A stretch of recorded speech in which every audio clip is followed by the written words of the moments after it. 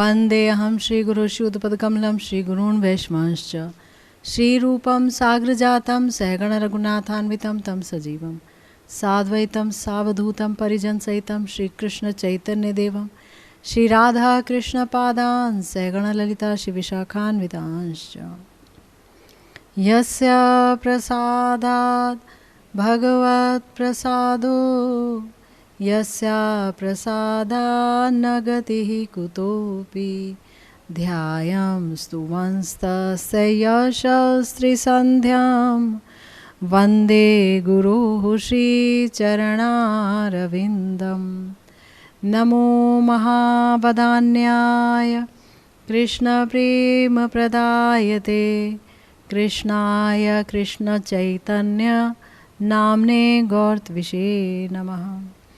हे कृष्ण करुणा सिंधु दीनबंधु जगत्पते गोपेश गोपिकाकांत राधाकांत नमोस्तुते तप्त कांचन गौरांगी राधे वृंदावनेश्वरी वृषभानुसुते देवी त्वं नमामि हरिप्रिये। जय रूप सनातन भट्ट रघुनाथ श्रीजीव गोपाल भट्ट दास रघुनाथ এই ছে গোসাইর করি চরণ বন্দন যাহা হইতে বিঘ্ন নাশ অভীষ্ট পূরণ वाञ्छा कल्पतरुभ्यश्च कृपा सिन्धुभ्येव च पतितानां पावनेभ्यो वैष्णवेभ्यो नमो नमः। आज हम श्री विश्वनाथ चक्रवर्ती पाद जी द्वारा रचित श्री माधुर्य कादम्बनी ग्रंथ पर चर्चा कर रहे हैं। आपने सुना, जब एक साधक को प्रेम होता है तो वो कितना उत्कंठित हो जाता है। उसकी उत्कंठा, उसका विरह बढ़ता चला जाता है और वो तब तक शांत नहीं होता जब तक कि उसे भगवान के साक्षात दर्शन ना मिल जाएं। प्रेम के साथ जब उत्कंठा का मिलन होता है तभी भगवत दर्शन प्राप्त होते हैं। उससे पहले भगवत दर्शन अगर प्राप्त भी हो जाएं तो भी हमारे महाजन कहते हैं, हमारे आचार्य कहते हैं कि वो जो दर्शन हैं वो अदर्शन जैसे हैं, असाक्षात्कार जैसे हैं। उसमें भगवत मधुरिमा का, भगवत माधुर्य का आस्वादन नहीं हो सकता और भगवान भी आकर्षित नहीं हो सकते। तो भगवान को आकर्षित करने के लिए और उनका माधुर्य आस्वादन करने के लिए, उनकी सेवा सुख रस को प्राप्त करने के लिए, परम आनंद को प्राप्त करने के लिए बहुत ज़रूरी है पंचम पुरुषार्थ प्रेम रूपी महाधन की प्राप्ति की जाए। कैसे प्राप्त होता है ये प्रेम रूपी महाधन, आप सुनते चले आ रहे हैं। हमारे आचार्यों ने, हमारे गुरुदेव ने बहुत अच्छी तरह से समझाया है कि कैसे साधन भजन करना होता है, कैसे महत कृपा प्राप्त करनी होती है, कैसे गुरु वैष्णवों की कृपा प्राप्त करनी होती है। तो हमने जाना कि जब भक्त प्रेम को प्राप्त कर लेता है और भगवान उस उत्कंठित भक्त के सामने दर्शन देते हैं, रूप दर्शन देते हैं, तो भगवान का असमोर्ध्व रूप जो है उसका पान करके भक्त मूर्छित हो जाता है। तब भगवान उसके नासिका में अपना अंग गंध प्रवेश कराते हैं तो उसे संज्ञा आती है, वो होश में आता है और उसकी इंद्रियां तड़पने लगती हैं उस अंग गंध को और भी ज़्यादा प्राप्त करने के लिए, पूर्ण रूप से प्राप्त करने के लिए। और फिर से वो मूर्छित हो जाता है तो भगवान उसके कानों में अपने मधुर स्वर का आस्वादन कराते हैं। फिर मूर्छित हो जाता है, तब अपने सुकोमल अंग से स्पर्श करते हैं। फिर वो होश में आता है और फिर से मूर्छित हो जाता है उस स्पर्श को पा करके तब भगवान अधर रस का पान कराते हैं। और उसके बाद भगवान जो है एक और उनका जो गुण है, जो सबसे महान गुण है, और वो है भगवान की भक्त वत्सलता या उनके कारुण्य का गुण, उसे प्रकाशित करते हैं और अपनी समस्त माधुर्य को एक साथ भक्त की समस्त इंद्रियों में प्रवेश कराते हैं और अपनी अचिंत्य शक्ति से उसे इतना योग्य बना देते हैं कि वो समस्त माधुरी का पान एक साथ कर पाता है। और जब भगवान देखते हैं कि वो पान नहीं कर पा रहा है, बार बार वो मूर्छित हो रहा है, तब भगवान सोचते हैं कि हाय, अगर मेरी मधुरिमा भक्त के ही काम ना आ सकी तो मैं इतनी माधुर्य का भार भला क्यों वहन कर रहा हूँ। अपने भक्त को ही नहीं दे सका इतनी मधुरिमा, क्योंकि जैसे कि पिछली दफ़ा वर्णन आया कि चातक तो सिंधु पान करना चाहता है, सिंधु है ना, लेकिन उसकी तो चोंच बहुत छोटी सी है, तो उसमें तो एक बिंदु ही पान कर सकता है। तो वही हालत है एक भक्त की भी। तो भक्त सोचता है कि भगवान, हे प्रभु, इतनी मधुरिमा का पान आप मुझे करा रहे हैं पर मैं इसके लायक नहीं हूँ। और भगवान कहते हैं कि भक्त, मैं तुम्हारा ऋणी हो गया, तुम तो मुझसे कुछ मांग ही नहीं रहे हो, ना सिद्धियाँ मांग रहे हो, ना सार्वभौम पद मांग रहे हो, ना ब्रह्मा का पद मांग रहे हो, तुम तो कुछ मांगते ही नहीं हो मुझसे। मेरा सुख छोड़ करके तुम और कुछ चाहते ही नहीं हो, मैं तो तुम्हारी ऋणी हो गया। भगवान की इस वाणी को सुन करके आज बता रहे हैं श्री विश्वनाथ चक्रवर्तीपाद जी, भक्त क्या सोच रहा है। भक्त सोचता है, प्रभु आपकी इस वाणी के द्वारा मैं विडंबित हो गया और सोच रहा हूँ कि अब मैं क्या करूँ, आप ये क्या कह रहे हैं। मुझसे 5, 7, 8 या लाखों करोड़ जो अपराध मुझसे वर्तमान जन्म में हुए और जो जन्म जन्मांतर से हुए, प्रभु अगर मैं ये कहूँ कि आप उन अपराधों को क्षमा कर दीजिए तो ये मेरा कथन धृष्टता होगी, धृष्टता। मैं कैसे कहूँ आपको कि आप मुझे क्षमा कर दीजिए, मैं तो कहता हूँ कि आप मुझे दंडित करिए। और प्रभु मेरा अपराध तो ब्रह्मा जी की आयु से भी अधिक है, उसकी संख्या, मेरे अपराधों की संख्या अधिकाधिक है। और मेरे ये जो हमेशा से चलते आए अपराध हैं वो सभी बड़े प्रबल हैं। इसलिए प्रभु जो मैंने भोग लिया सो भोग लिया, पर जो अभी बचे हुए हैं उसका मुझे फल भोग कराइए। आप मुझे क्यों अपनी मधुरिमा का पान करा रहे हैं, मैं इस लायक नहीं। और मैं ये भी नहीं कह रहा कि आप मुझे मेरे अपराधों को भोग ना कराइए, मैं उसका फल ज़रूर भोग करूं, मैं क्षमा नहीं चाह रहा आपसे। मैंने एक और बहुत बड़ा अपराध किया है प्रभु, अब जबकि आपके साक्षात दर्शन मुझे मिल रहे हैं तो मैं सोच रहा हूँ कि पहले मैंने आपके श्री अंग की तुलना, आपके इस सुंदर दिव्य तन की तुलना, सच्चिदानंद घन विग्रह आप हैं, इसकी तुलना मैंने की थी नीलकमल से, नवनीरद से यानी नवीन बादल से, और नीलमणि के साथ आपके अंगों की, आपके मुख की चंद्रमा के साथ, और नए नए पल्लवों की आपके चरण की ज्योति के साथ की थी। लेकिन प्रभु ऐसा लगता है कि जैसे मैंने जले हुए सरसों के जो पौधे होते हैं ना, जो पीले पीले होते हैं उसके फूल वगैरह, तो मानो वो जल गए हों। उन जले हुए पौधों की तुलना मानो मैंने सोने के शिखर से की हो, स्वर्ण शिखर से।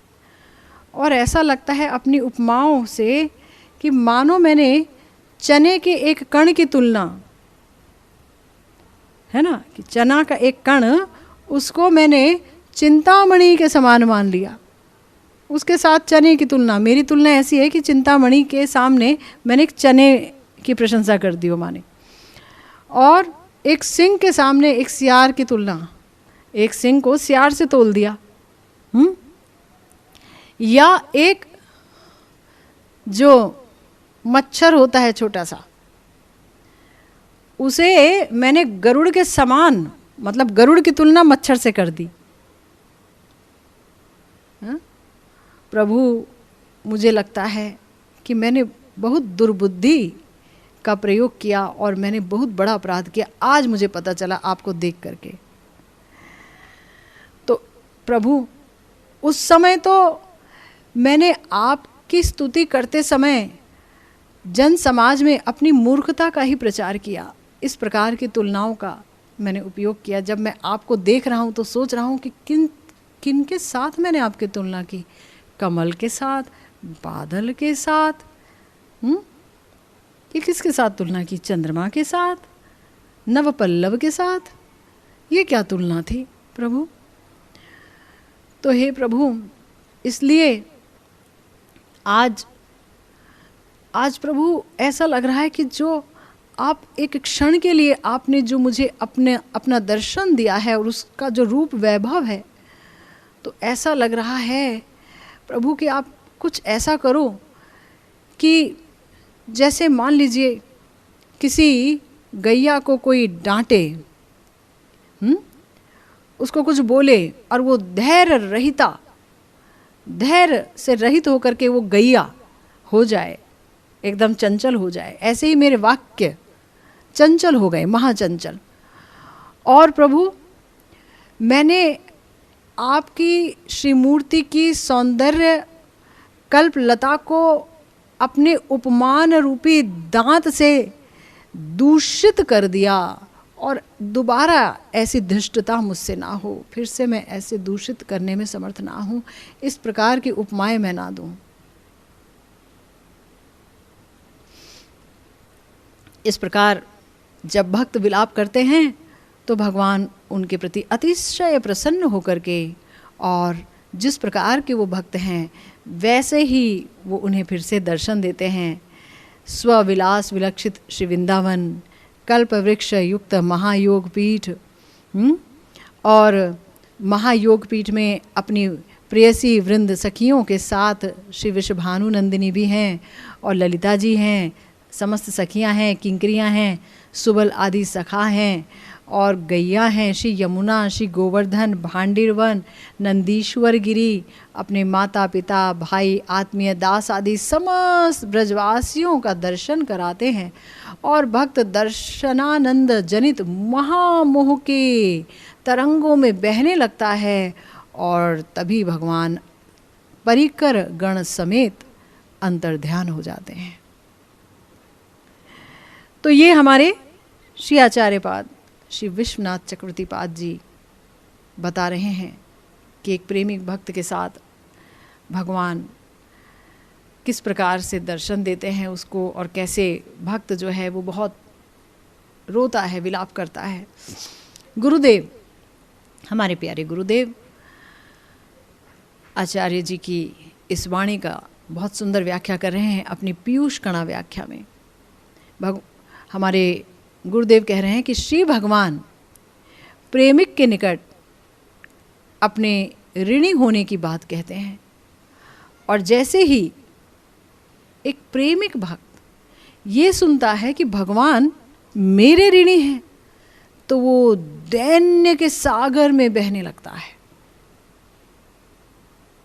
दैन्य के महासागर में बहने लगता है, और सोचता है मेरे जैसे अपराधी के प्रति भगवान जो कि अपार करुणा सिंधु हैं, उन्होंने निर्हेतुक यानी अहेतुकी यानी बिना किसी कारण के करुणा प्रदान कर दी है, इतनी करुणा दे दी है।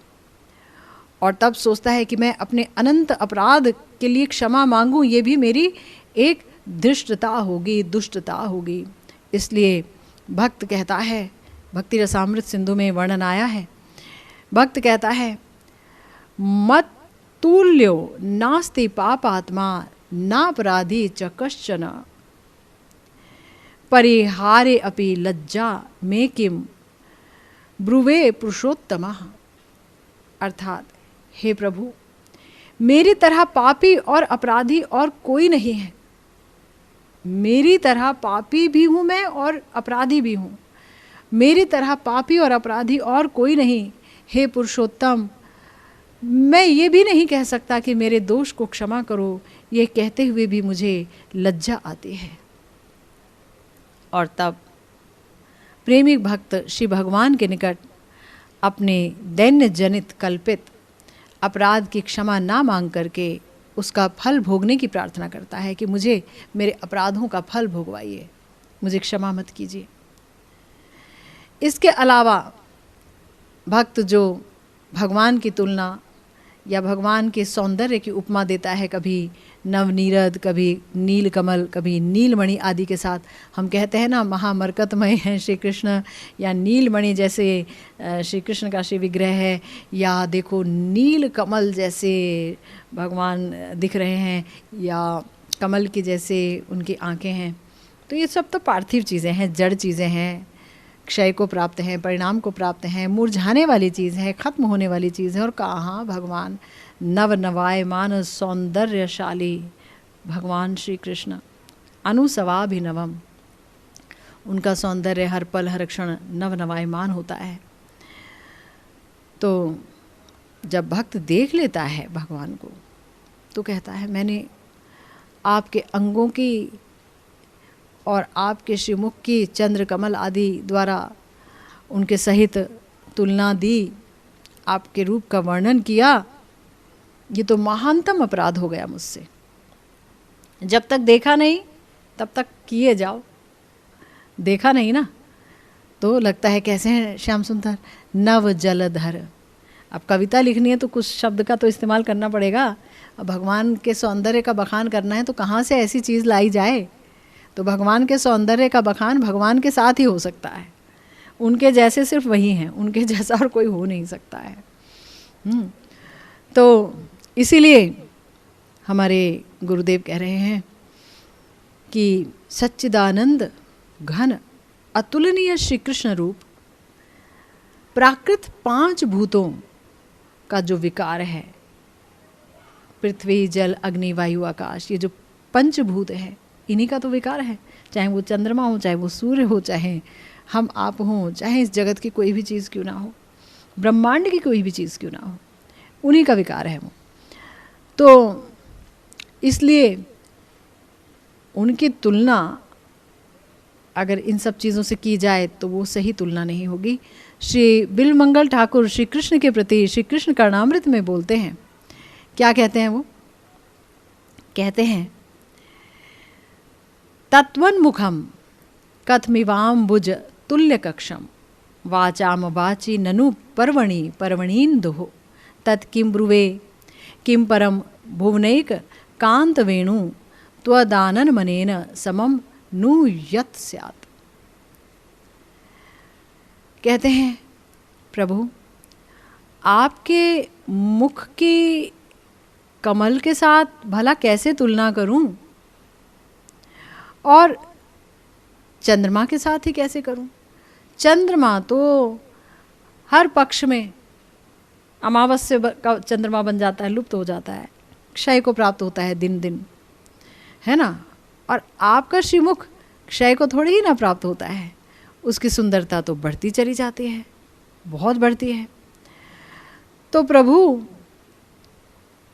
उसकी जो हालत होती है, और आपका जो श्रीमुख है इतना सौंदर्य युक्त है, तो चंद्रमा या कमल उसके साथ जो कि हमेशा मुरझा जाते हैं या जिसको क्षय रोग लगा पड़ा है, उसके साथ आपके श्रीमुख की तुलना कैसे की जाएगी? ये तो गलत उपमान हो गए, गलत हो गया सब कुछ। तो प्रभु आप भुवनैक कांत हैं, आपका जो मुख है इसकी तुलना किसी से नहीं हो सकती। अगर भगवान कहें ठीक है नारायण से कर दो, वो भी तो भगवान है, किसी भगवत स्वरूप से कर दो, वो भी तो बहुत सुंदर हैं। कह रहे हाँ हाँ सब सुंदर हैं, सब आपके अंश हैं, सुंदर तो होंगे ही।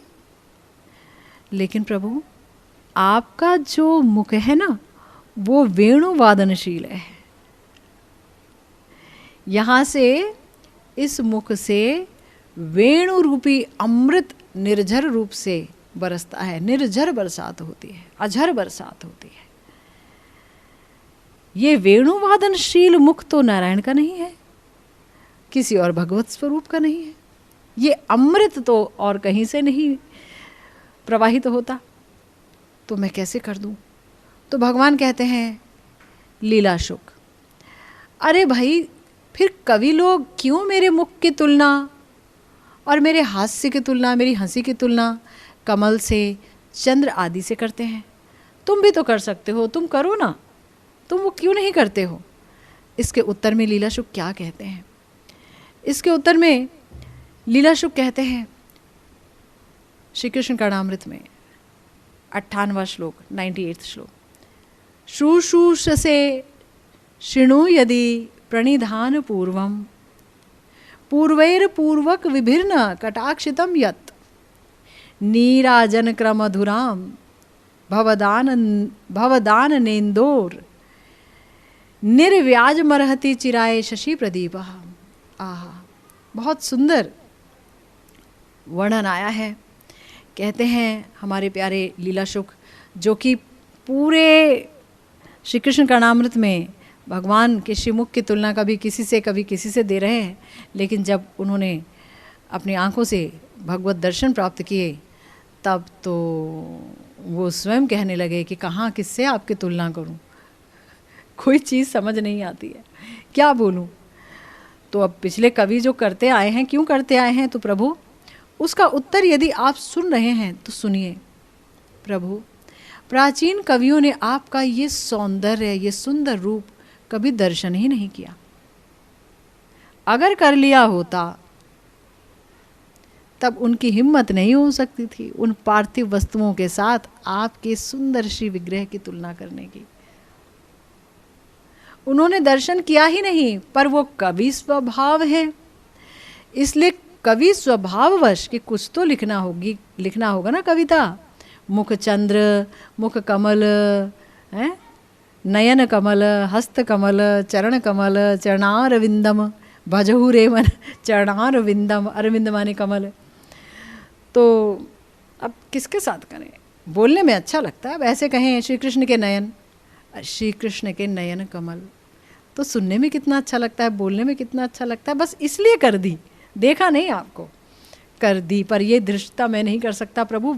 वास्तव में मैं आपको चंद्रमा की असलियत बताता हूँ, चंद्रमा किस लायक है। प्रभु, जैसे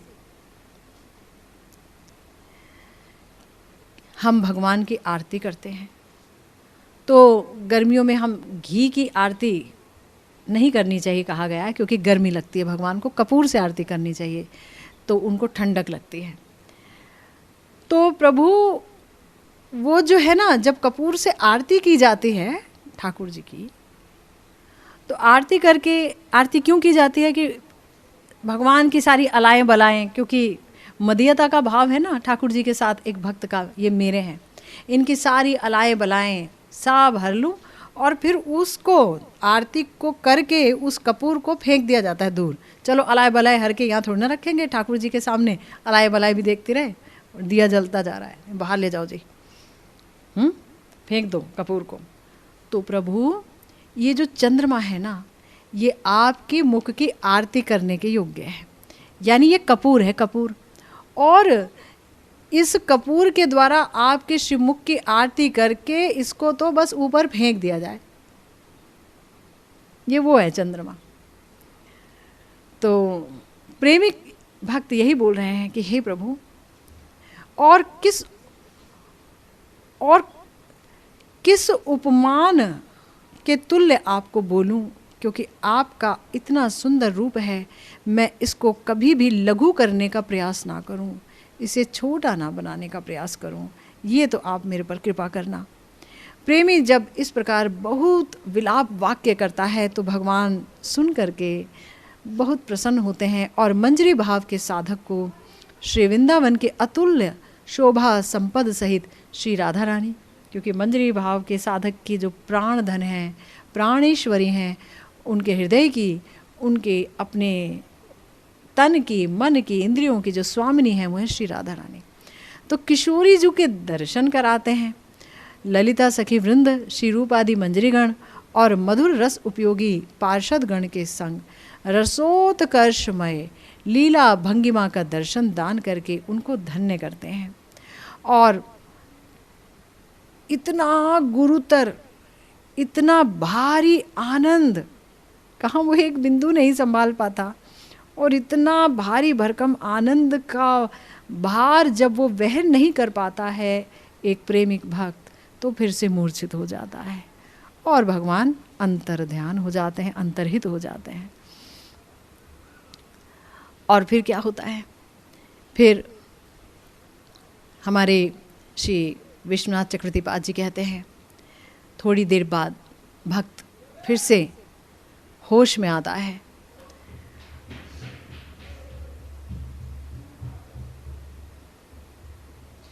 और आंखें खोलता है और भगवान के दर्शन के लिए उत्कंठित नयनों को जब खोलता है तो देखता है तो भगवान वहाँ है नहीं। तब तो अपने को अश्रु जल से सिंचित करने लगता है, इतने आंसू बहते हैं। बोलता है प्रभु क्या मैंने स्वप्न देखा था? नहीं नहीं, अगर मैंने स्वप्न देखा होता तो मैं बिस्तर पे पड़ा होता, बिस्तर का आलस, आंखों में नींद अभी भी होती और आलस शरीर में अभी भी होता, पर वो तो है नहीं, तो मैंने स्वप्न नहीं देखा था। तो फिर क्या ये किसी की माया है? ना ना ना ना, ऐसा आनंद कभी माया शक्ति दे ही नहीं सकती ना। तो क्या मेरे चित्त की ही कोई भ्रममय वृत्ति थी? ना ना ना ना, ऐसा नहीं हो सकता। अगर भ्रम होता तो लय विक्षेप भी होता मेरे हृदय में, पर वो भी नहीं है। तो क्या मेरा मनोरथ था? मेरा मनोरथ पक गया और फिर कोई वस्तु विशेष मुझे नजर आई? नहीं नहीं नहीं, इस प्रकार की वस्तु की कोई एक लेश मात्र भी मन रूपी रथ पर आरोहण नहीं कर सकता। अब वो सोचता है कि क्या मेरा कोई मनोरथ ही पक गया तो मैंने कुछ देखा? तो वो बोलता है ना ना, इस प्रकार की वस्तु का लेश मात्र भी मन रूपी रथ पर कभी नहीं चढ़ सकता। मन ऐसी कल्पना भी नहीं कर सकता जो मैंने देखा, जो मैंने पाया। तो क्या ये स्फूर्ति में जो मुझे भगवान का साक्षात्कार हुआ करता था वो था? बोले नहीं, वो भी नहीं हो सकता, क्योंकि पिछले सारी स्फूर्तियाँ मुझे आज भी याद हैं, लेकिन ये कुछ अलग था, अतीव विलक्षण था। भक्त सोचता है। इस प्रकार अनेक प्रकार का संदेह और संशय के वश में होकर वो भूमि पर गिरकर अपने आप को धूल में लोट-पोट करता है। कभी वो दोबारा से दर्शन की प्रार्थना करता है, कभी खेद करता है, कभी रोता है, कभी भूमि पर लुंठन करता है और उसका जो शरीर है वो क्षत विक्षत हो जाता है, वो इतना तड़पता है और फिर वो मूर्छित हो जाता है। कभी वो जगता है, कभी वो बैठता है, कभी वो उठता है, कभी वो उन्मत्त की तरह, पागलों की तरह उच्च स्वर में रोदन करने लगता है, कभी वो धीर व्यक्ति की तरह क्षण काल के लिए चुप हो जाता है, कभी वो एकदम उसकी जो नित्य क्रियाएं हुआ करती थी वो भी समाप्त हो जाती हैं। ना उसे खाना, ना सोना, ना उठना, ना बैठना, कुछ याद नहीं रहता कि वो क्या कर रहा है। शरीर उसके लिए अब है ही नहीं। और वो इस तरह से कि जैसे मानो कोई भूत उसमें चढ़ गया हो या कोई ग्रह उस पर लग गया हो, इस तरह से वो असंलग्न प्रलाप करता है, बेतुका प्रलाप करता है, रोता रहता है, बोलता रहता है, बड़बड़ करता रहता है। और बाद में यदि कोई व्यक्ति उसको आश्वासन प्रदान करने के लिए कुछ जिज्ञासा करे कि भाई क्या हो गया तुम्हें, तब वो उसको अपने अनुभव का विषय बोल भी देता है। और यदि वो भक्त युक्ति से उसको समझा भी दे, दूसरा भक्त, कि सखे तुम तो बहुत भाग्यशाली हो, तुम्हें भगवान का साक्षात्कार हुआ, तब उस प्रबोध वाक्य को क्षण काल के लिए सुनकर वो होश में आता है। संज्ञा प्राप्त करता है, प्रकृतिस्थ हो जाता है और कहता है अच्छा भाई ये बताओ क्या मुझे उस रूप के दोबारा दर्शन होंगे?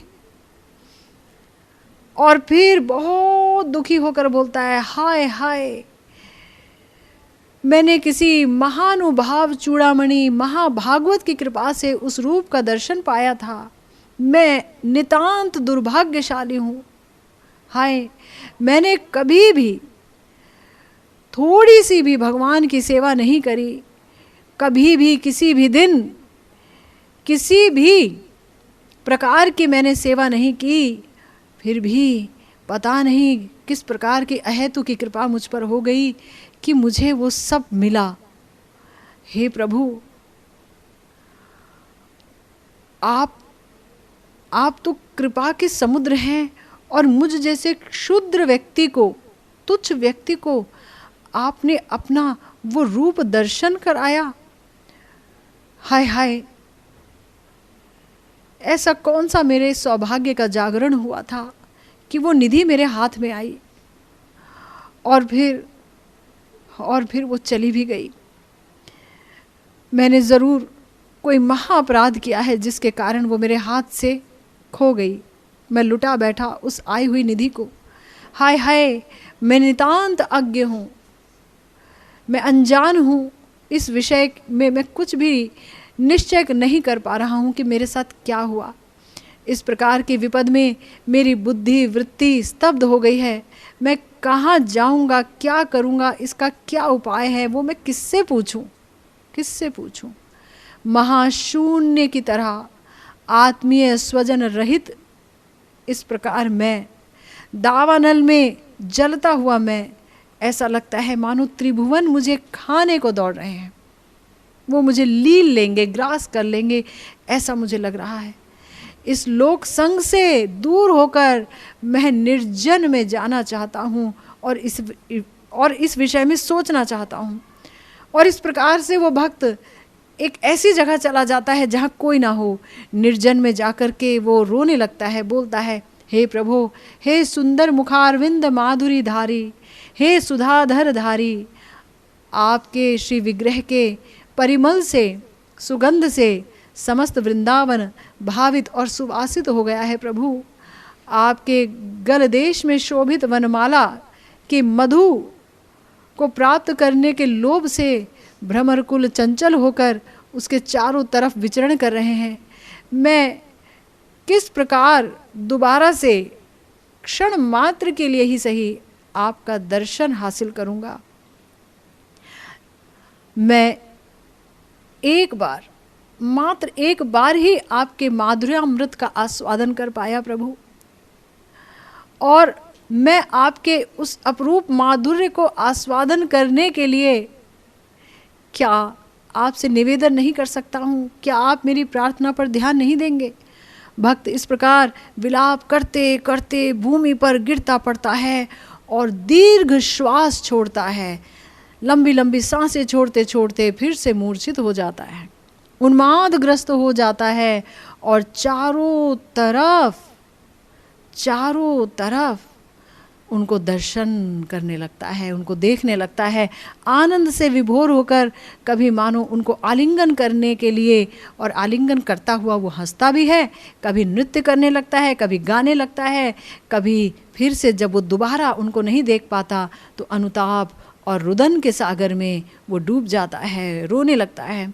और इस प्रकार अलौकिक चेष्टा परायण होकर, क्योंकि लोग उसकी इस चेष्टा को नहीं समझेंगे, लोग उसे पागल कह देंगे, अलौकिक चेष्टा परायण होकर जब तक उसकी उम्र समाप्त नहीं हो जाती और वो देखता भी नहीं है कि मेरी देह अभी है कि नहीं है, उसका वो अनुसंधान भी नहीं करता है, और भक्त फिर धीरे धीरे धीरे इसी प्रकार से भावों में डूबता उतराता हुआ अपने शरीर को त्याग देता है। अपने शरीर के संबंध में उसको कोई ज्ञान नहीं होता है और उसे लगता है कि ओहो, क्योंकि जैसे ही शरीर त्यागता है, नित्य सेवा में पहुंच जाता है, नित्य लीला में पहुंच जाता है, तो सोचता है ओहो, मेरे विलाप से श्री कृष्ण का करुणामय का हृदय पसीज गया, हृदय द्रवित हो गया और वो मुझे लेने आए हैं, मुझे उन्होंने अपनी सेवा में नियुक्त कर लिया है, और ऐसे सोचकर वो कृतार्थ हो जाता है।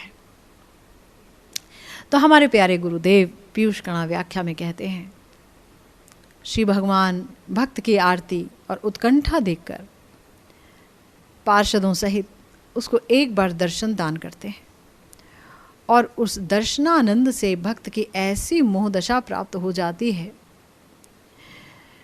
कि वो खुद समझ नहीं पाता और भगवान अंतर्हित हो जाते हैं। श्रील विश्वनाथ चक्रवर्तीपाद इस अनुच्छेद में प्रेमिक है उसका भगवत दर्शन और अंतर्धान के बाद उसका जो अदर्शन जनित अति विचित्र भावदशा का वर्णन उन्होंने किया, जो अभी आपने सुना। श्री भगवान भक्त के चित्त मन में इस प्रकार की अति उत्कंठा और व्याकुलता का आवेश प्रकट करने के लिए ही अपने प्रेमिक भक्त को एक बार अच्छी तरह से दर्शन दे करके और फिर छुप जाते हैं। तड़पो भक्त तड़पो। भगवत साक्षात्कार के अभाव में भक्त के अंदर तृष्णामय इस प्रकार की जो उन्मादना पैदा होती है, गुरुदेव कहते हैं वही परम पुरुषार्थ है। उसी की प्राप्ति के लिए भजन है, देह है और सारे नियम कानून जो भी हम अपनाते हैं, जो भजन करते हैं, वो सब उसी एक अवस्था को प्राप्त करने के लिए है। श्रीमद् भागवतम में वर्णन आया कि श्री नारद दासी पुत्र के रूप में जन्मे और मुनियों की कृपा से, जो मुनि वहाँ पर आते थे, दासी पुत्र थे। दासी के रूप में एक ऋषि के आश्रम में थी नारद जी की मैया, और वहाँ पर चतुर्मास हुआ। तो चतुर्मास के समय बहुत सारे ऋषि मुनि आए, भक्त आए, तो उनका संग किया नारद जी ने और उन्होंने उनकी आज्ञा से उनका उच्छिष्ट भी पाया और बचपन से ही उनको प्रेम प्राप्त हो गया उन ऋषि मुनियों की कृपा से। तब जब उनकी मैया मारी गई, मर गई, तब नारद जी अकेले चल दिए, बालक ही थे, एक जंगल में चल दिए और वहाँ जंगल में बैठ कर के वो ध्यान करने लगे। जैसा ध्यान करना, मंत्र जाप करना उन मुनियों ने सिखाया था। तो भगवान ने उत्कंठित नारद को एक बार दर्शन दिया और वो अंतर्हित हो गए थे। तो नारद जी बहुत अधिक व्याकुलता के साथ दोबारा से श्री हरि के दर्शन की प्रार्थना करने लगे थे। तो भगवान ने उन्हें कहा था, श्रीमद् भागवतम के प्रथम स्कंद के 6 अध्याय का 23वां श्लोक है ये, जहाँ भगवान ने कहा, सकृद यद्दर्शितम रूप में तत् कामाय ते अनघ मत कामहा शनकहे साधु सर्वान मुंचति हृच्छयान। हे अनघ, हे पाप रहित, मैंने तुम्हें एक बार अपने श्री विग्रह का दर्शन कराया और वो इसीलिए कराया ताकि तुम्हारा मुझ में अनुराग वृद्धि हो, तुम मुझ में पूर्ण रूपेण अनुरक्त हो सको। और जब मेरे दर्शन के लिए किसी भक्त के हृदय में इस प्रकार की प्रबल लालसा उत्पन्न होती है तो उसकी समस्त विषय वासना से निवृत्ति हो जाती है। विषय वासनाओं से निवृत्ति होने का और अन्य कोई उपाय नहीं है। तो इसी प्रकार से भगवान श्री कृष्ण रासलीला में ब्रज सुंदरियों के पास से अंतर्हित हो गए थे और विपुल विरह आरती से भरकर उनको दर्शन दान करने के लिए जब आए, मतलब दर्शन दान किया, क्योंकि गोपियाँ विरह से भरकर क्रंदन करने लगी, गोपी गीत गाने लगी कि हे कृष्ण तुम कहाँ चले गए। उनकी लीलाओं का अनुकरण करने लगी, तरुलताओं से कृष्ण सार यानी मृगों से, तुलसी जी से और ना जाने कितनों ही से पूछने लगी श्री कृष्ण का पता। तो इतनी व्याकुलता बढ़ गई उनमें कि जब व्याकुलता पराकाष्ठा को प्राप्त कर गई तो भगवान प्रकट हो गए। तब गोपियों ने पहेलियों के छल से श्री कृष्ण पर आरोप लगाया कि भाई तुम कौन हो। वो जो प्रेम के बदले में प्रेम करते हैं, क्या तुम वो हो? भगवान ने कहा नहीं, वो तो व्यापारी होते हैं। और वो प्रेम ना करने पर भी जो प्रेम करें, तो भगवान ने कहा वो तो गुरुजन होते हैं। और अगर कोई प्रेम करे और वो प्रेम ना करे है ना। कोई प्रेम करे ना करे, मतलब उन्हें फ़र्क ही नहीं पड़ता कि तुम प्रेम करो ना करो, भाई वो तो बहुत वो होते हैं, उच्च भक्त होते हैं, आत्माराम होते हैं। लेकिन कोई प्रेम कर रहा है लेकिन प्रेम ना करे, तो भगवान ने कहा तो भाई वो तो गुरुद्रोही होते हैं। तो तुम कौन हो? इतने सारी चीज़ें पूछ लिया, तुम कौन हो? तो उन्होंने कहा मैं कोई नहीं हूँ इनमें से, सखियों मैं कोई नहीं हूँ। तो फिर तुम तो हमें छोड़कर चले गए, हमने तो इतना प्रेम किया, हम तो तुमसे कुछ मांग भी नहीं रही हैं, हम तो तुमसे कोई शर्त भी नहीं रख रही है, हम तो बस तुम्हारी सेवा करना चाहती हैं, तुम चले गए ना, प्रेम के बदले में प्रेम नहीं किया। तो श्री कृष्ण कह रहे हैं श्रीमद् भागवतम के 10वें स्कंध में, भगवान कहते हैं नाहंतु सख्यो भजतो अपि जंतून भजाम्यमीशा मनुवृत्ति वृत्तये यथा धनो लब्ध धने विनष्टे तच्चिंतयान्यत निभृतो न वेद।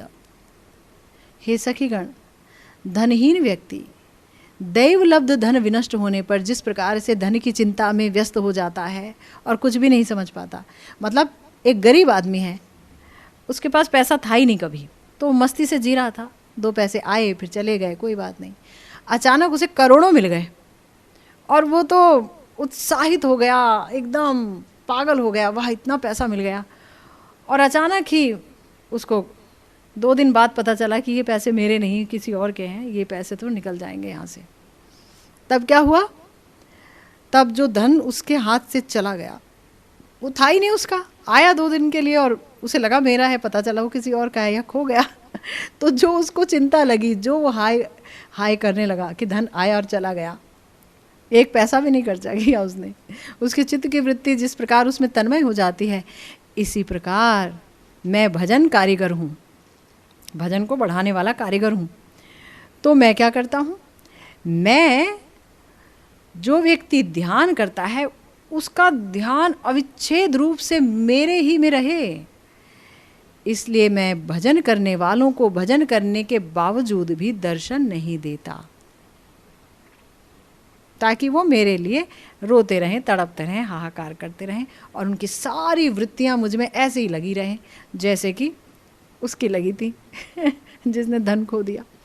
शिला चक्रवर्ती पाद भगवत साक्षात्कार प्राप्ति के बाद भक्त की उत्कंठा का जो भाव चित्र अंकित किए, जो अभी आपने सुना, उसमें ये समझ आया कि भगवान का जो अलौकिक रूप उत्सव है उसका असीम आकर्षण है। ठाकुर जी का रूप ही ऐसा है कि असीम आकर्षण है। और उसके बाद हमने ये भी जाना कि जो भक्त है, भक्त का जो प्रेम है वो तृष्णामय है और ज़बरदस्त उन्मादनामय है, उन्मादित हो जाता है, दीवाना हो जाता है। अंततः प्रेमिक भगवान ये निश्चय मतलब भगवान ये निश्चित करते हैं कि उस प्रेमिक को साक्षात लीला के राज्य में ले जाया जाए और उसे उसकी सेवा का दान दे करके, उसको सेवा का आस्वादन दे करके धन्य किया जाए। और जब वो ये बात समझ जाता है कि भगवान मुझे इस प्रकार से ले गए हैं, तो वो बड़ा ही कृतार्थ हो जाता है, क्योंकि उसे शरीर का आभास नहीं रहता है और शरीर छूट जाता है और वो सीधा नित्य लीला में प्रवेश कर जाता है, क्योंकि पूरी चित्त की वृत्ति अन्यत्र नहीं है, सिर्फ भगवदमय है। तो चित्त की वृत्ति जिस समय इस हद तक भगवदमय होगी तभी भजन की सफलता है। ये आज हमें श्रील विश्वनाथ चक्रवर्तीपाद जी बता रहे हैं। आगे भी वो बहुत कुछ बता रहे हैं, श्रीमन महाप्रभु ने चाहा तो ज़रूर उस पर चर्चा होगी। इसी के साथ आज की भागवती कथा यही विश्राम लेती है। जय जय श्री राधे श्याम, श्री गुरु निताय गौर सीतानाथ प्रेमानंदे, हरि हरि बोल।